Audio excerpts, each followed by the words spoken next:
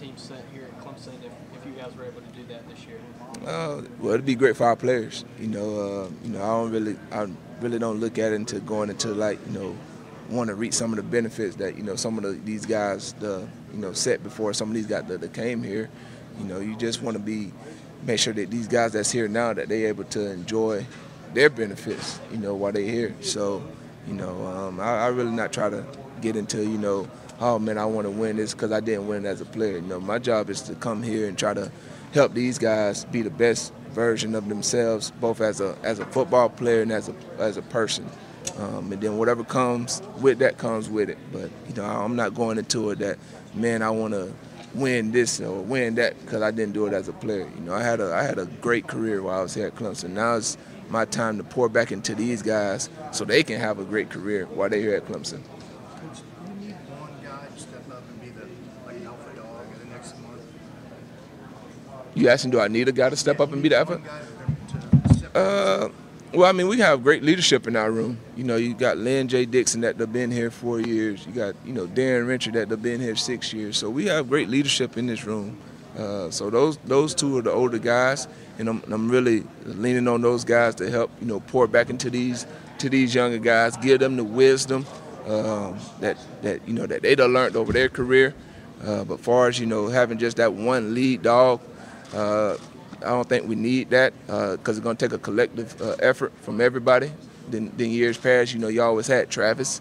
But I think, as a running back, it's going to take, multiple guys for us to be successful.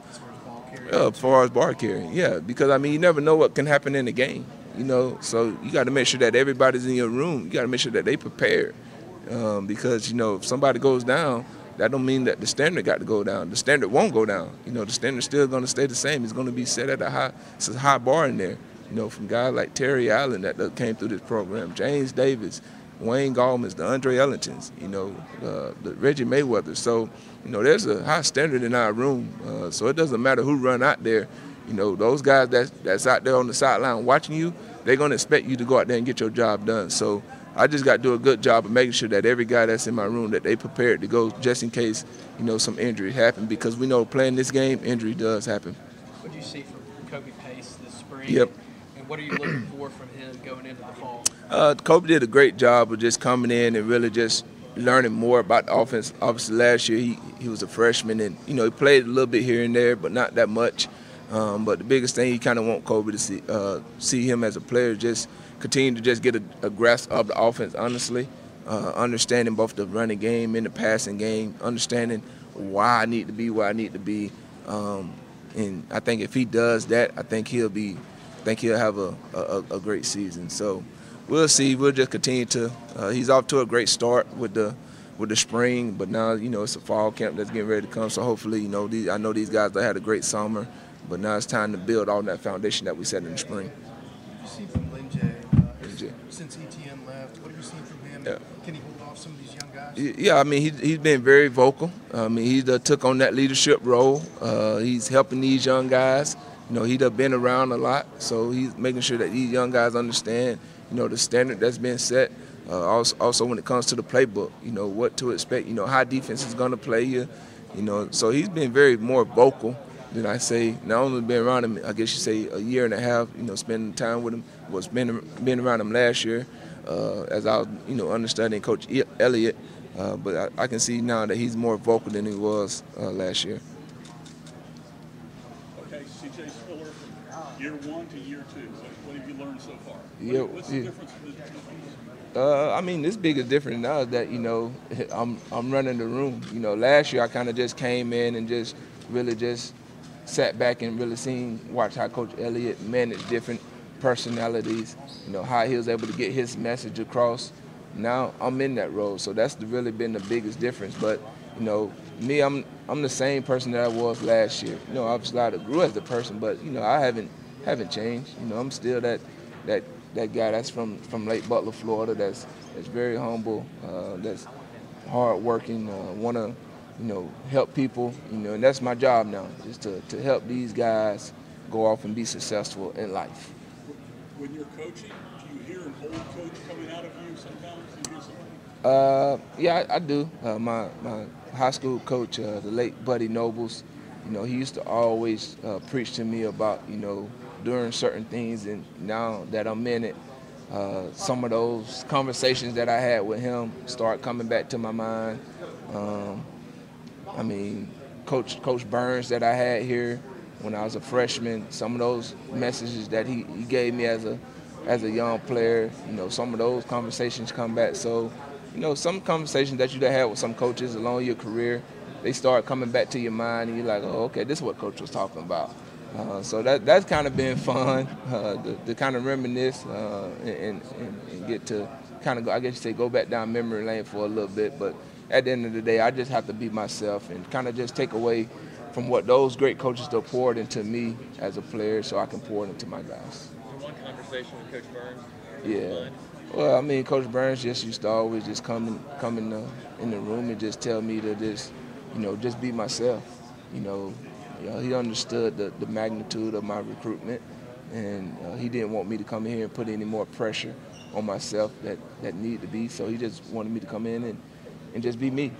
He didn't want me to try to be nobody else, and that's kind of been my message to my guys. I don't want you to be nobody else, because there will be a lot of comparisons as you go forth in your career, but if you just be yourself, you'll be perfectly fine.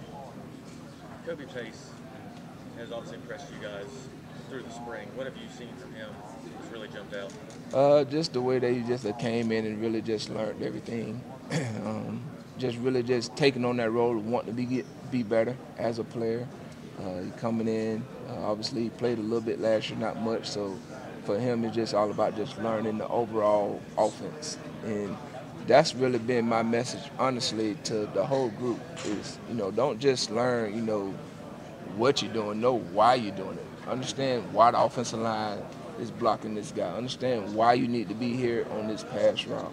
So all those guys that done a great job of doing that. But, like I say, Kobe, he done a great job of just coming in and just trying to learn more about the offense than what he done in the past. Because last year he had Travis. So you really, you learned it, but you really didn't have to learn it because you didn't know if you was really going to play a lot. But now this year with Travis gone, now everybody, that's behind Lynn J and Rencher really having to learn this offense. But even those two guys, they still want to learn. I think you can never get in life where you just stop learning. That's when you get complacent, and that's what I don't want from my guys. I want them to always learn. Even though you've been in this thing 5 or 6 years, you always can learn something. So that's what separates good players from great players. You look at Tom Brady. Every year he starts over, and every year he has a new notepad. I had a conversation with Ray Lewis. Every year he went into a team meeting. Every year he had a new notepad, because you always want to learn as a player, and that's the thing that I want my guys to do. I want them to always be willing to learn. How would you describe Will Shipley's style? Will Shipley's style? It's very unique. He can obviously catch the ball well out the backfield. He can run between the tackles, can run on the edge. Got great return skills. But he's just a very well-mannered young man. Very respectful, all about his business, comes in, want to learn. There's no ego with Will. He's asking questions. He's trying to learn from the upper guys like Lynn J and Darian, and they're doing a great job of helping him along the way. So been just very pleased with the way that he done handled himself, considering the recruitment with him being a 5-star, because sometimes it's hard to manage those guys. Because they come in with these high expectations, or something must be given to them because of that. But that's the opposite of Will Shipley. He want to earn everything that he gets, and as a young coach and get to watch that's been a beauty to see. How much are you enjoying the recruiting side? Yeah, Yeah, man, that's been fun. Being able to get on the call with different coaches. Just letting them get to know me. Obviously, they know me as a player, but now they kind of just really get to know me as a person. The same thing with the recruits. A lot of these guys, they try to make me feel old, be like, oh, I played with you on NCAA, or I played with you in Madden, but they only see me as the player. So now this is a perfect opportunity for these guys to get to know me as a person, because at the end of the day, that's what recruiting is. It's all about people. how well do they know you as a person, and how well do you know them as a person? So it's been fun, but it's something that I continue to learn about, continue to grow as a coach, continue to see where I can get better at when it comes to that. Are recruits aware that Dabo gives you a lot of credit as kind of almost being one of the few guys that kind of began to put this program on the map? I mean, do they understand kind of your stature here, CJ? Yeah, I mean, they are very well aware of that. I mean, this generation are well advanced, because of the iPhones that we have and, the articles that they can pull up. So they're aware of that, but I never try to bring that up to these guys. My biggest thing is just letting them get to know me as a person. I never try to bring up, what I accomplished here at Clemson. If they ask me, we'll talk about it, but if they don't, then we're going to talk about, how your day going, how's mom and dad doing, how's little brother and little sister doing, stuff like that. Just some casual conversation. Not too much about, what I accomplished here, but they are very well aware of, the career that I had here at Clemson. Do you ever take some time to kind of think about how crazy it is that Clemson probably recruited you about as hard as any five-star player in the history of this program, and now you're in a position with the program on top of really going after and recruiting hard five-star players as well. I never really kind of sit back and kind of think about that stuff. I just take it as, what can I do to get a young man to believe in our program. The biggest thing here is getting guys on campus. I have a great understanding of our foundation.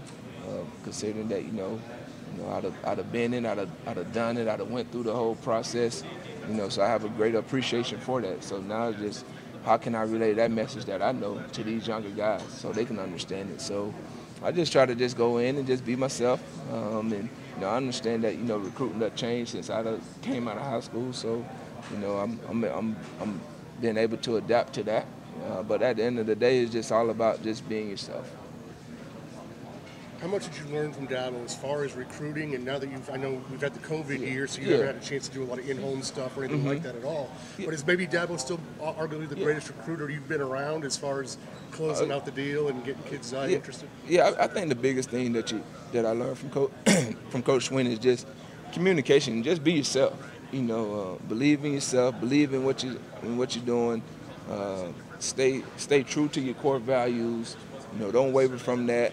And then really just, when you talk to recruits, just be you. And that's kind of what Coach Sweeney was throughout my recruitment. He wasn't trying to be Coach Urban Meyer. He wasn't trying to be Lane Kiffin. He was just trying to be Coach Sweeney, and that's the thing. That's what I love the most about him, that he was just really down to earth. Wasn't a lot of hoopla around him. Wasn't a lot of glitz and glamour around him. He was just being himself. He was just upfront and honest. And as a recruit for myself, that's what I was looking for. I never told the recruiters that, but every time I sat down and talked to them, that was in the back of my mind. Like, oh, this guy really just being himself? Is he upfront? Is he honest? Is he trustworthy? Do we care about his players? And then you just talk to his guys when you get on the school, when you get to the campus. And I was able to have some conversations with some of his players and some of the guys, and they say that's who he was, and so that box was able to check off for me, and so that's kind of that's some of the things that I'm gonna try to take as I get started with this coaching work. Any recruiting story that jumps out at you? If you think back to your days and with schools coming at you, you don't even have to maybe name a coach or a school, but was there one particular approach or one crazy happening or a school that really blew you away with something unique when you were on a visit? All the visits was very unique. Obviously, growing up in the state of Florida, about the Florida and the Seminole battle, but it was a great opportunity for me to step outside the state. Went out to Southern Cal, was able to watch Reggie play against Fresno. That was a very unique experience. It lived up. That was my first time really going to California. So you hear the stories about Hollywood, but it lived up to the Hollywood. And then when you come here to Clemson, it's more of a family atmosphere, close community, close-knitted, and it reminded me so much of Blake Butler. And, this was, I tell the story all the time. This was honestly the only visit where I called my mom on a visit called her and told her this is a place where I can come and spend for 3 or 4 years, you know. And that was coming off, you know, a Florida visit when Urban Meyer had just got there. You know, that's coming off going to Tallahassee with the legendary coach Bobby Bowden. You know, that was, you know, having already been out there to Pete Carroll. So to come here and to be able to call back home and tell my mom that this is a place that I can come and play for 3 or 4 years, it says something about this place. You know, I think that's why it's so special, because it's so different than every other place, where you can come here and just be yourself, but people here are going to treat you like family, and that's what you want. But every guy process is different. You know, I knew what I wanted in my process. I knew what I was looking for in the school in my process. You know, so I don't expect, you know, guys to look for the same things that I looked for as a player when I was coming out of high school, and I got to be, and I have been willing to accept that. But I can still do a great job of selling our program and getting guys to understand the foundation and the core values and the things that we believe in as a program, because I'd have lived it and I'd have been through it. And I think if you're able to do that, guys are able to relate to you, and they just want you to be authentic with them. And that's kind of what my mindset been with all these recruiters. I just want to be authentic with you. I don't want to, you know, try to blow smoke with nobody. You know, I want to be real with you, because, you know, my name means a lot to me. This school means a lot to me. My character means a lot to me. So if I can just be myself, then I think I'll be fine. All right, thank you, CJ.